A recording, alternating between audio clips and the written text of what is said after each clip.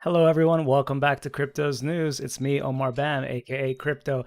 And man, am I just disgusted and upset today because we are going to be covering some of the bad news that we get in crypto. It's just distasteful news. It's disgusting news because we have to talk about banks. We have to talk about criminal organizations called government branches that don't exactly like crypto, and they are trying to do everything that they can to slow it down.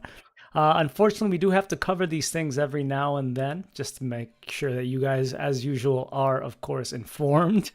But at the end of the day, I still remain extremely optimistic about cryptocurrency, and there's nothing really they can do about it. But there are going to be roadblocks. So today we have seemingly hit one. So we'll be covering that and more, guys. Thank you so much for waiting up for the show.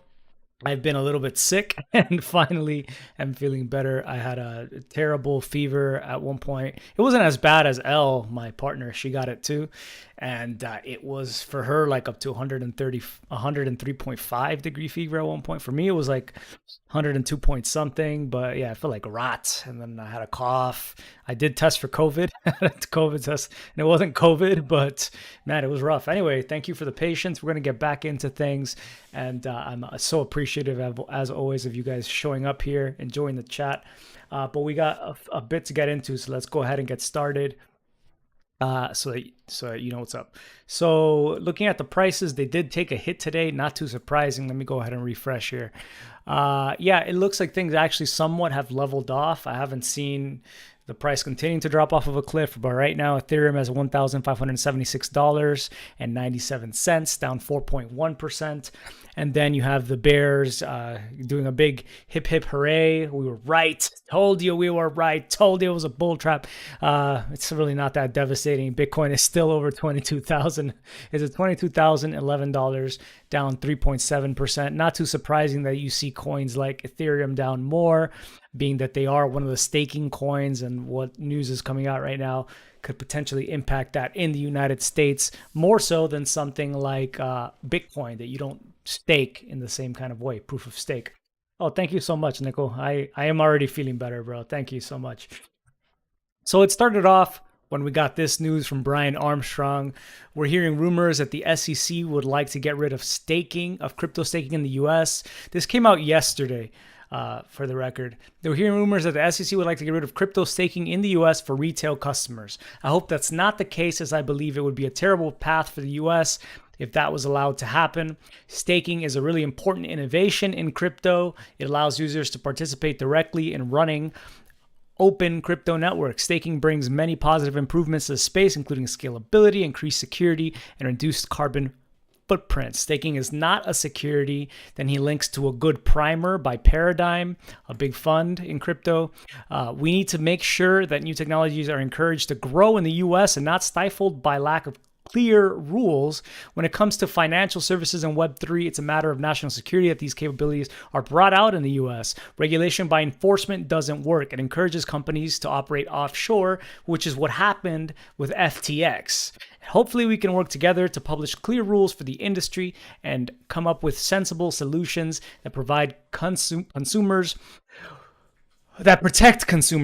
while preserving innovation and national security interests in the US. That's this whole thing of national security. It's like everything is done as a matter of national security. Screw you guys. We'll pretend that it's good for you. We'll pretend that it's for citizens and national security, when really I think we're all losing here with much of what's going on. So this was really unclear. Brian Armstrong, head of Coinbase, if you don't know, tweeting this out yesterday. A lot of conjecture around this, what was going on. Was there time? I think that was a big question on my mind. Is there time for Coin Center to get to the bottom of this and figure out how to lobby better in regards to crypto staking? Is there time for exchanges to better prepare for this?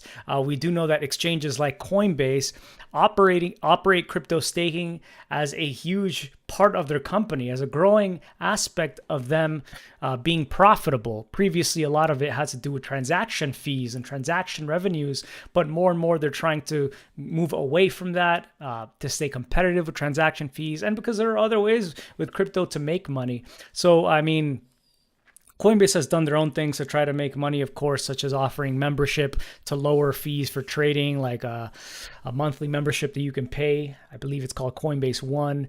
And a big part of this was crypto staking. They actually get from the network. They make it easier for folks to stake, not have to operate their own node and set that up, which can be difficult. It can be technical. It can be cumbersome.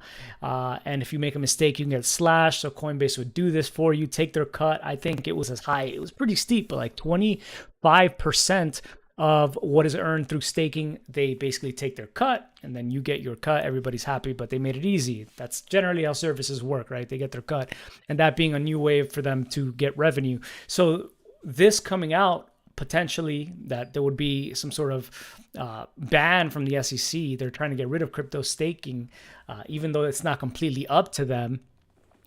This could impact them naturally. So he wasn't saying this likely as something that was completely unlikely, and it is now coming out to be exactly the case, that it is what's going on. So we heard this from the SEC today. So rumors started coming out. The SEC had settled with Kraken, with the Kraken cryptocurrency exchange, and that the SEC had forced Kraken to shut down their staking program, and this is now confirmed. Here's the press release by the Securities and Exchange Commission. Kraken to discontinue unregistered offer and sale of crypto asset staking as a service program and pay $30 million to settle SEC charges. The SEC today charged Payward Ventures and Payward Trading, both commonly known as Kraken, with failing to register the offer and sale of their crypto asset staking as a service program, whereby investors transfer crypto assets to Kraken for staking in exchange for advertised annual investment returns of as much as 21%. That's annual investment returns, right? That's not like, we're not talking about daily investment returns or like BitConnect level returns. We're not talking about even monthly returns. This is for the whole year, 21%, which, looking at some of the promises of DeFi that you've seen, those have been pretty steep. Those have been huge. Or even some of the bigger, like 7.4% or whatever that you heard from Gemini with their Gemini USD program. 21% for a whole year, not that much. This is, I don't know, they're trying to paint them as quite crooked here when Kraken is not doing anything very different than what you're seeing with other exchanges. So here wrote Gary Gensler, whether it's through staking as a service, lending, or other means, crypto intermediaries, when offering investment contracts in exchange for investors' tokens, need to provide the proper disclosures and safeguards required by our securities laws. So they still have not said clearly like how those securities laws apply directly to coins. They're just like, no, the securities laws exist and you got to follow them. Interpret them yourselves. Oh, can we have a meeting with USCC? Nah, sorry, we're having meetings with FTX already. We're completely booked. We can't really meet with you and provide you guidance. But we're expecting you to follow all the rules. What rules? The rules that already exist since what? 1651. I'm exaggerating here. Yeah, when these rules are created around a citrus grove related to securities, and that's basically when all this was derived, the Howey test.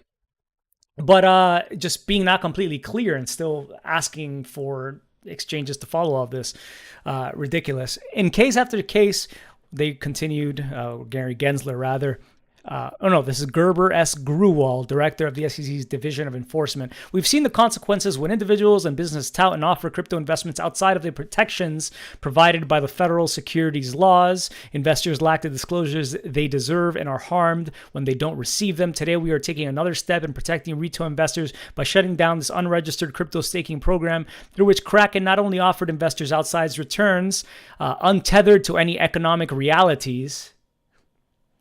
Just because you don't see cryptos as a real thing, or the government or whoever, I don't know, some incumbent bureaucrats don't see it as a real economy, that does not make it illegitimate. There are real economic realities that can be derived from decentralized finance, which is not even what this is. We're talking about purely staking here.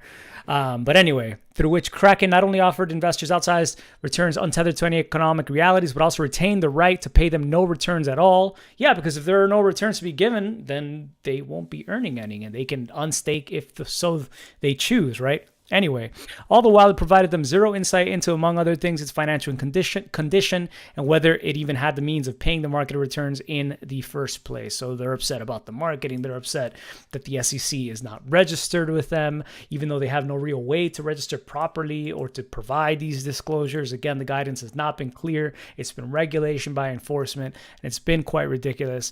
And this is very unfortunate, I would say, not just for Kraken here, but this is for every single cryptocurrency exchange here in the United States. If you're looking at the language here, it is not just the Kraken that is being targeted here. Today's action should make it clear to the marketplace that staking as a service providers must register and provide full, fair, and truthful disclosure and investor protection, which they won't do. They won't let them register properly. There's no sort of real means for such a thing for a staking as a service provider to register with them. There are no clear rules. So this is just saying stuff out there and effectively banning staking here in the United States until such rules are really published and such roadmaps. So basically telling anyone out there offering these staking services, watch out. The SEC just set an example with Kraken. So Kraken then published a blog post talking about how starting today, Kraken will automatically unstake all U.S. client assets enrolled in their on-chain staking program. These assets will no longer earn staking rewards. This applies to all staked assets except for staked Ethereum tokens, which will be unstaked after the Shanghai upgrade. It's currently, there's no way for them to unstake it themselves, Kraken. If they were to promise such a thing, they would have to cough up out of their own coffers, so to speak, the ether that they have themselves, Kraken, and give that to customers, because the ether is locked up. It's immobile. It's untouchable until the Shanghai upgrade allows for the unstaking on the network of these Ethereum tokens. So again, the code here wins. Likely, Kraken was speaking with the SEC, trying to set up this deal whereby they pay $30 million in extortion money to that racket of the SEC, and they shut down their staking program. But they had that, well, what about the Ethereum that we have staked for our customers? We can't access that even ourselves if we wanted to. And we don't have, maybe they don't even have enough ETH for the amount of Ether that is staked on their platform to pay back their customers without going completely bankrupt. So the SEC, I guess, did some sort of concessions here. They're like, okay, I guess we can't deny that the code is the code. Dang it. Maybe they were only going to pay $20 million to the SEC, but the SEC is like, but what about the ETH that you're going to allow your customers to still earn money from the network for? To give us another $10 million and we won't force you to liquidate all your assets to buy ETH for your customers. I would have been so, I imagine sitting in those rooms, having to listen to this drivel and hearing this coming down. I would have been so frustrated. I'm already frustrated, but I imagine having to witness this behind those closed doors from Kraken's side, how ridiculous this must seem. But anyway, so if you have ETH that's currently staked on Kraken, that will, of course, continue to be staked until the Shanghai upgrade. Non-US clients are able to continue with staking services on Kraken through a separate Kraken subsidiary. So yes, people are moving.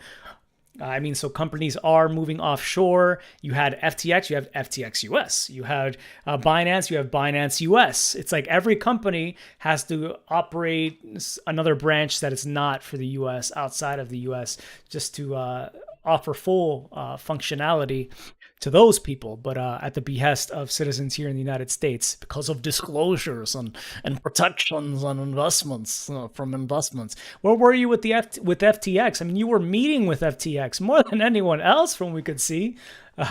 Clear the calendar for FTX, but you cannot save us from them. Anyway, U.S. clients will not be able to stake new assets. Previously staked non-ETH assets will be automatically unstaked. These assets will be returned to the client's spot wallet and will no longer earn rewards if this applies to you. Kraken will prorate final rewards through February 9th. These rewards will not become staked. Kraken will instead pay out rewards in their non-staked form. All staked ETH will become unstaked after the Shanghai upgrade and will continue to earn rewards until then. There are no changes to the payout structure until after the Shanghai upgrade, when ETH will be unstaked The SEC did not like that one. Staking services for non-US clients will continue uninterrupted. Non-US clients can continue to stake and unstake assets as well as automatically earn and stake rewards as usual. Adam Cochran wrote this. So the SEC got buddy-buddy with Sam Bankman-Fried and almost gave them an exception to offer more services in the United States, but then goes after Kraken and Coinbase because Coinbase, again, is one of the exchanges that offers this kind of a staking as a service, as they're calling it, solution. So likely right now, Coinbase is getting ready to shut down that as well for U.S. clients. And it sounds, based on Brian Armstrong's tweet yesterday of rumors that this was coming down, that he has not been given any sort of guidance of an investigation from the SEC, or they're not working out some sort of similar deal. They're just expected to figure out on themselves that, oh, this happened to Kraken, I guess we better shut down staking for U.S. clients as well. And I'm sure that's something that's going on right now. So anyway, the SEC goes after Kraken and Coinbase, the two most compliant U.S. exchanges for services that the SEC previously refused to provide guidance on. Gensler is not a regulator. He is an agent of an anti-crypto agenda. And this is not it is a conspiracy against crypto. And conspiracy, of course, being some sort of plan, usually some sort of covert plan by entities, although this is happening out in the open, as you'll see, to take down crypto or to cripple crypto severely as a way to safeguard the incumbent financial system, which is just falling apart. They don't want competition. Gensler is not only a regulator, he's an agent of an anti-crypto agenda who only aims to wield his power as a cudgel for those he doesn't agree with. So the big question is, why didn't FTX get this treatment? Whose pocket is he in? If you live in the States, especially red states, please call your senator and Congress reps and ask them when there will be an investigation into Gensler's accommodation of FTX and his multi-year refusal to give guidance on crypto, forcing startups overseas. Chris Berniski had this to say: what Gary doesn't get is crypto staking will march on globally, decentralized and offshore, and his meddling hands will now have even less of a say in the matter. So, yeah, there are those out there cheering this. Why are people upset? This just means more people will have to figure out how to handle their own keys, how to stake their own crypto. But again, it's still very early days in all of this. Many people do not have even the technical skills to open up WordPad and figure out how to copy and paste within WordPad. I can think of more family members than not who can, in my own family, who can't figure out stuff like that. And see you as an ex-Elon Musk if you can merely, I don't know, recount three things you can do with the edit drop-down tab on an application. But anyway, my point being that this is something huge about being able to decentralize the network, allow people to have more and more options for what kind of staking as a service provider they want to go with, drive down competition through fees, drive up innovation, safeguards, protections, how they manage this, of course, profitability, so many different things that can be done.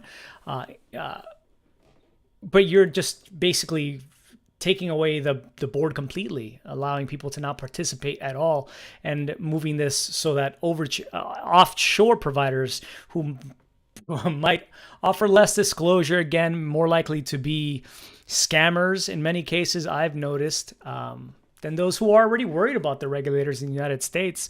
They tend to just operate. It's already hard enough just to get to that position where they're able to offer these services and have them marketed to more people, that they would be less likely, for the most part, I've seen, to scam U.S. citizens. They don't want to go to jail.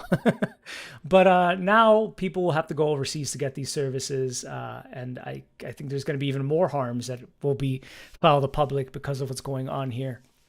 And yeah, you can't just stop people from staking on layer ones as well. You can't stop that. That will continue for those who choose to access that. And so you're not necessarily banning it completely anyway. You're just making it more difficult for people to do.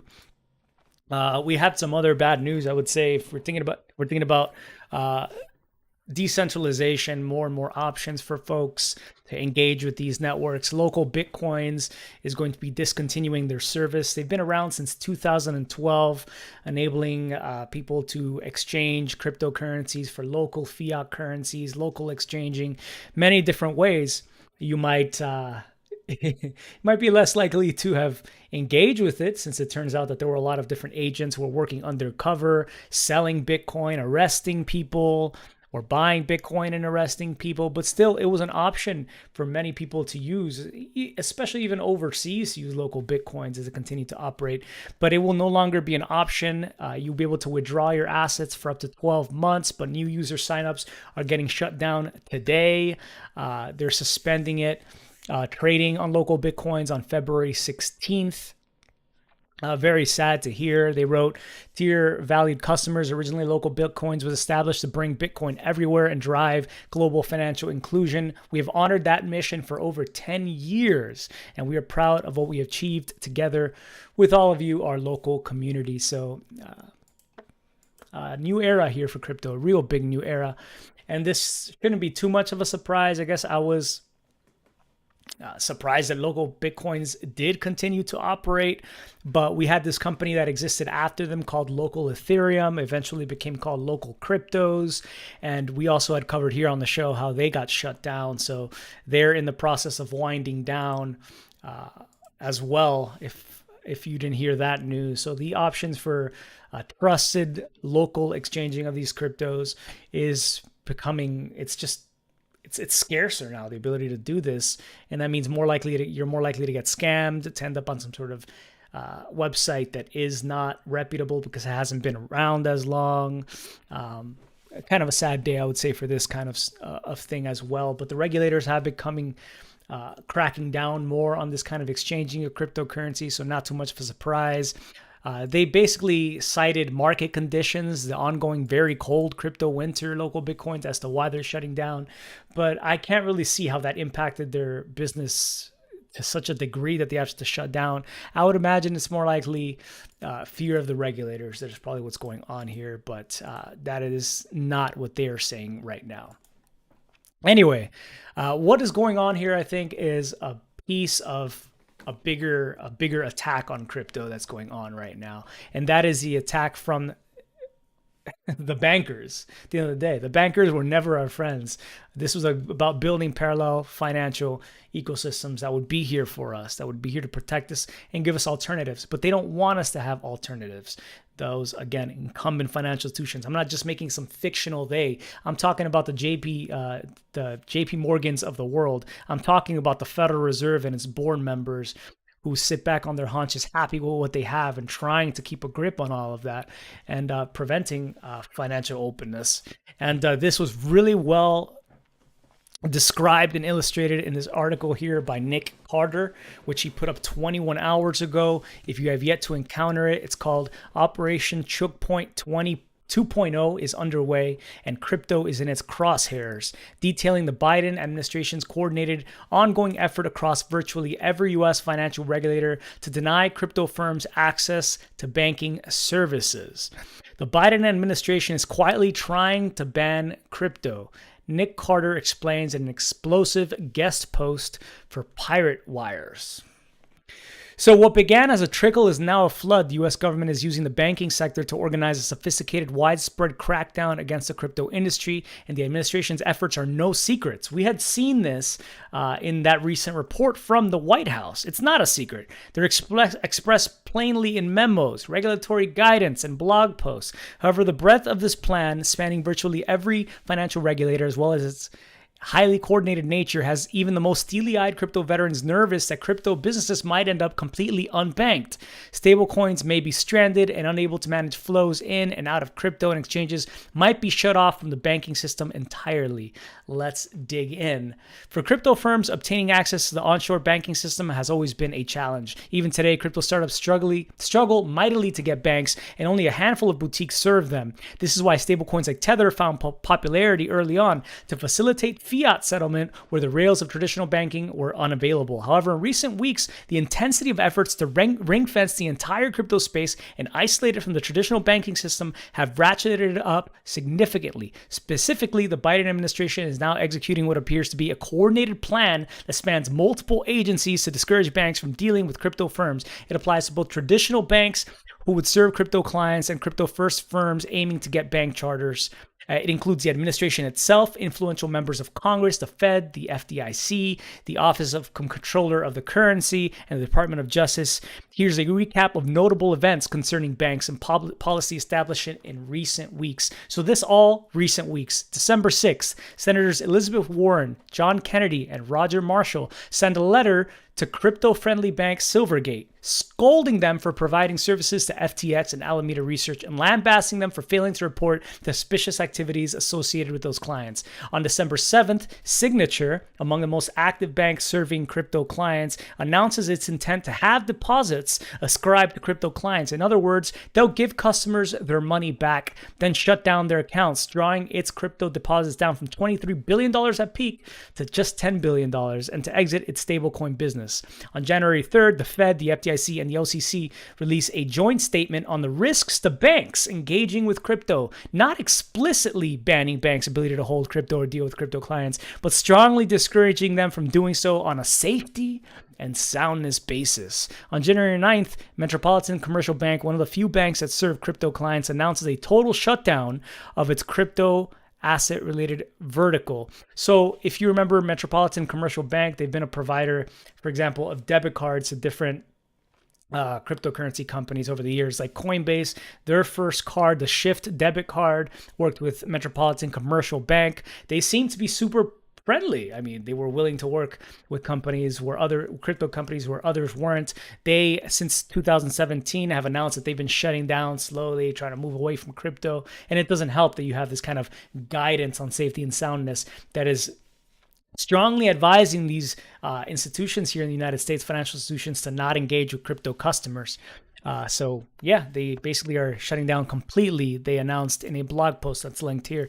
On January 9th, Silvergate stock falls to a low of $11.55 on a bank run, insolvency fears having traded as high as $160 in March 2022. And this, again, kind of started here by this letter that was given to them. So just not looking very good.